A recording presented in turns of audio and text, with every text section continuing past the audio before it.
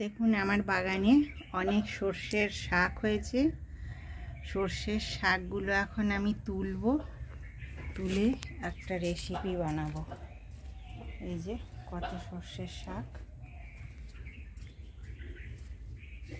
এই যে এগুলো সব তুলবো আমি এখন সর্ষের শাকগুলো দেখুন সব তুলে নিয়ে চলে এসেছি। তারপরে এবারে ভালো করে পরিষ্কার করে ধোবো।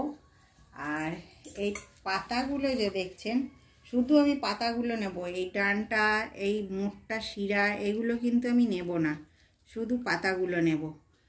তারপরে আবার দেখাবো। শাকটা আমি এইভাবে কেটে নিয়েছি ছোট ছোট করে। এবারে আমি এটা ভালো করে ধোবো। কড়াইয়ে এখন আমি তেল দিয়ে দেব। খুব বেশি তেল দেব না, অল্প করেই তেল দেব। তেলটা গরম হয়ে গেছে, লঙ্কা দিলাম, এটা গাছের লঙ্কা, ভীষণ ঝাল। এরপর বেশ কিছুটা কালো জিরে দিয়ে দিলাম।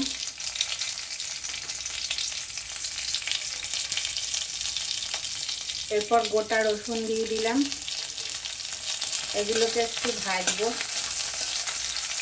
খুব বেশি ভাজবো না। এবারে সর্ষে শাকটা দিয়ে দেবো।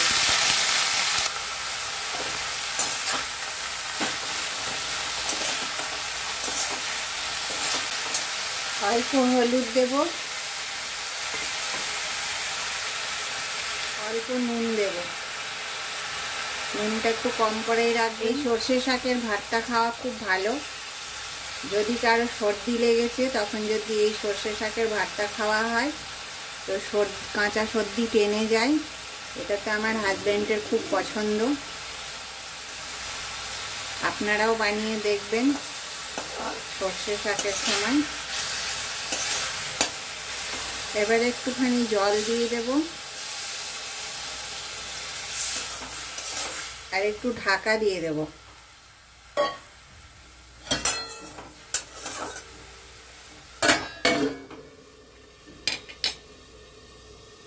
এবারে ঢাকাটা খুলব।